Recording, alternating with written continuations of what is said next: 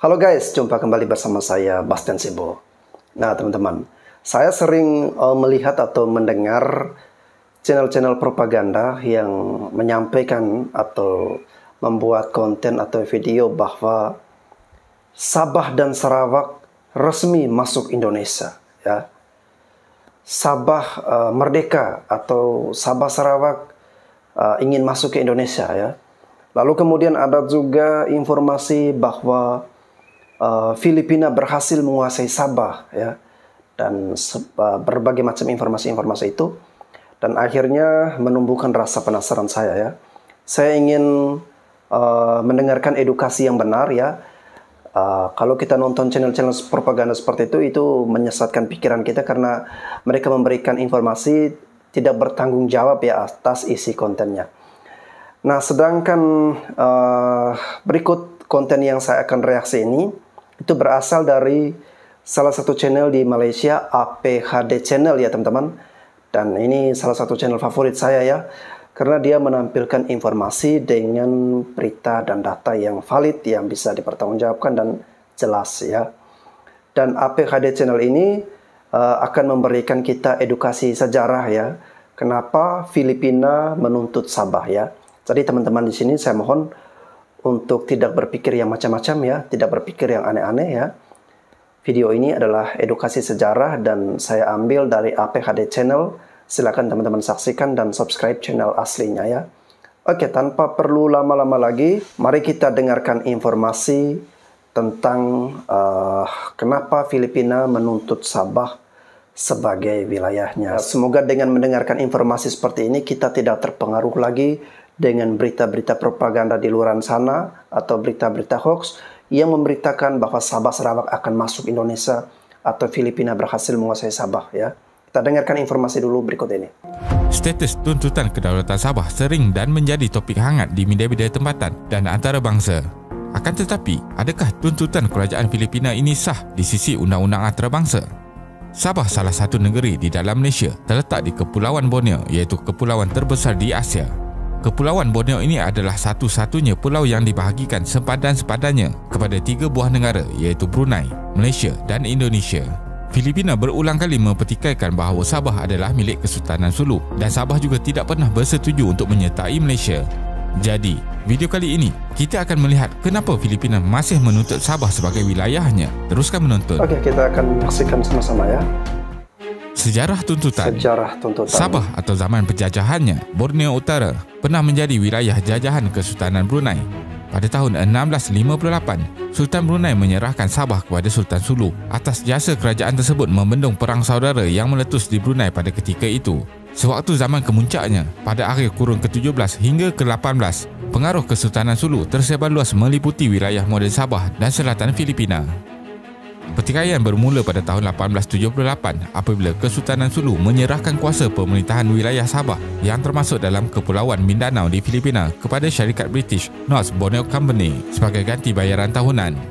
Persoalannya, sama ada Sultan Sulu sudah menyerahkan terus pemerintahan atau sebagai pajakan dalam masa tertentu. Itulah menjadi isu berbangkit sehingga sekarang bagi Filipina. Kerajaan Amerika telah menamatkan sebarang kuasa persekutuan politik dimiliki Kesultanan Sulu melalui Carpenter Agreement yang ditandatangani pada 22 Mac 1915. Menurut penyelidik Lucio Blanco dari Pertubuhan Asia Pasifik Pathway to Progress Foundation, pewaris Kesultanan Sulu dan Republik Filipina langsung tidak pernah campur tangan semasa syarikat British North Borneo Company menyerahkan Sabah kepada pemerintahan kerajaan British pada tahun 1946. Kemudiannya, kerajaan British menyerahkan kawasan utara Borneo ini kepada Persekutuan Malaysia pada tahun 1963. Kerajaan Malaysia juga menekankan bahawa tiada sebarang paksaan terhadap kawasan tersebut dan penduduk Sabah sendiri mahu menjadi sebahagian daripada Malaysia. Namun, semua perkara ini sering dipertikaikan oleh Filipina. Walaupun Filipina seakan sering membangkitkan isu Kesultanan Sulu, Filipina sendiri tidak mengiktiraf keturunan Kesultanan Sulu yang tinggal di Filipina sejak 3 dekad yang lepas. Filipina mula mahu mengambil semula Sabah pada tahun 1963, namun pada tahun 1973 bersetuju untuk menghentikan tuntutan ini. Undang-undang antarabangsa. Terdapat pelbagai cara untuk menguasai sesebuah wilayah di bawah undang-undang antarabangsa, iaitu penaklukan, pemberian dan penyerahan. Penaklukan yang sering dibuat pada zaman dahulu sudah tidak dibenarkan oleh undang-undang antarabangsa apabila piagam UN dikuatkuasakan pada tahun 1945. Sesebuah negara boleh mendapatkan hak kedaulatan sesebuah kawasan lain jika kedaulatan wilayah tersebut dipindahkan atau diserahkan oleh pemiliknya kepada negara yang lain.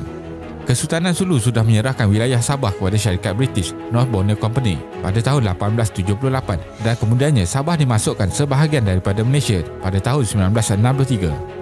Di bawah undang-undang antarabangsa, pemberian adalah pemerolehan kedaulatan wilayah baru apabila sesebuah negara itu telah menjalankan proses-proses pemerintahan dan dikekalkan untuk tempoh yang lama. Malaysia sudah mentadbir Sabah sejak tahun 1963 dengan pengiktirafan dari badan UN. Sabah tidak diambil dengan cara paksaan, akan tetapi melalui perantaraan Cobalt Commission. Sabah setuju mahu berada dalam kerajaan Malaysia. Sejak tahun 1963, Malaysia telah membentuk kerajaan untuk mentadbir Sabah, memberi peruntukan untuk ekonomi dan ianya diiktiraf oleh komuniti antarabangsa bahawa Sabah adalah sebahagian daripada Malaysia. Tragedi Lahad Datu. Pada 11 Februari 2013, negara dikejutkan dengan berita di waktu tengah malam bahawa bahagian timur pantai Sabah dicerobohi oleh kumpulan bersenjata. Kumpulan seramai lebih daripada 100 orang dipercayai adalah pengikut kepada Jamalul Kiram III yang mengaku dari keturunan Sulu. Kumpulan pertama yang memasuki Malaysia pada 9 Februari dan mereka berkumpul di sebuah kampung di Lahad Datu dalam misi untuk mendapatkan semula Sabah sebagai sebahagian tanah air mereka. Pada 14 Februari, Perdana Menteri Datuk Seri Najib Razak memberitahu kerajaan Malaysia akan berunding secara aman dan menghalau mereka keluar.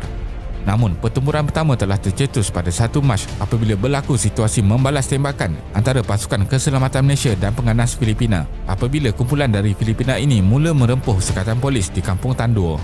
Peristiwa ini menyebabkan 2 komando polis Malaysia dan 12 pengikut Kiram terkorban. Kemudiannya pada 3 Mac, sekumpulan militan Filipina menyerang hendap pihak polis di sebuah kampung di Semporna.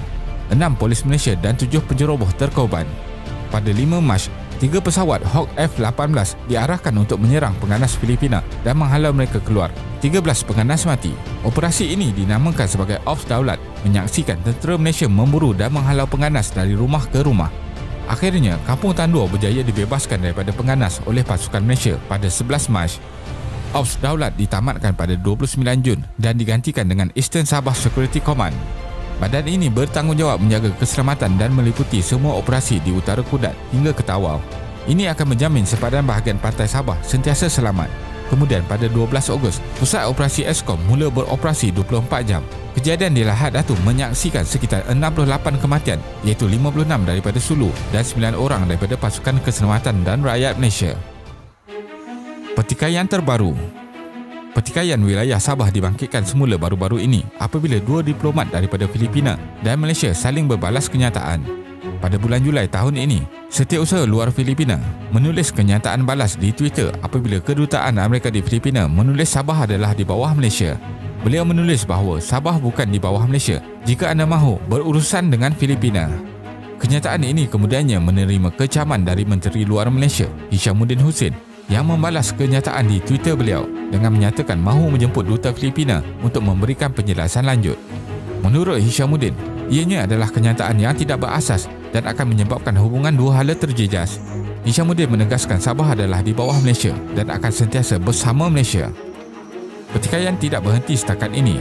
Kemudian, Locsin membalas semula di dalam Twitternya dan menyatakan beliau juga akan memanggil Duta Malaysia di Filipina. Locsin juga memberitahu pihak media bahawa beliau akan menghidupkan semula satu jabatan di bawah kerajaan Filipina yang ditugaskan untuk mengendalikan isu berkaitan Sabah. Cadangan juga dibuat Komuniti Kongres Filipina untuk memasukkan Sabah di dalam peta Filipina dan mencetaknya di pasport Filipina. Selain dari tuntutan berasaskan sejarah Sulu, geopolitik juga memainkan peranan menyebabkan Filipina semakin resah. Pada tahun lepas, Malaysia memohon pihak UN untuk meluaskan keluasan perairan di Sabah yang ditetapkan sebelum ini hanya 200 batu nautika. Negara-negara di kawasan ini seperti Malaysia, Filipina, Indonesia, Vietnam, Taiwan dan China juga mempunyai sempadan maritim yang bertindih. Isu berbangkit ini menjadi hangat apabila Beijing mula mahu menguasai perairan Laut Cina Selatan yang mengelilingi negara-negara tersebut. Kesimpulannya, mengikut sejarah zaman dahulu, Sabah memang berada di bawah Kesultanan Sulu. Namun, senario politik di Sabah dan Filipina telah berubah sejak dari penjajahan Sepanyol, British dan Amerika Syarikat di kawasan benua ini. Sabah sekarang ditadbir oleh kerajaan Malaysia dan sedang berusaha untuk terus membangun. Tidak kira apa tuntutan orang luar terhadap Sabah, komuniti dan badan antarabangsa sudah mengiktiraf Sabah sebagai sebahagian daripada Malaysia dan akan kekal seperti ini. Terima kasih kerana menonton dan jangan lupa subscribe. Jumpa lagi. Okay, thank you ya untuk APHD Channel yang sudah memberikan edukasi kepada kita semua ya, memberikan informasi. Dan tadi yang saya tangkap ya, informasi yang disampaikan, ternyata ada pertikaian ya, yang tadi orang-orang yang mengatasnamakan dari kerajaan Sulu ya, masuk wilayah Sabah dengan membawa senjata ya, dan dengan dalih bahwa mereka ingin mempertahankan atau merebut kembali tanah air untuk masuk kembali ke Filipina. Dan ternyata telah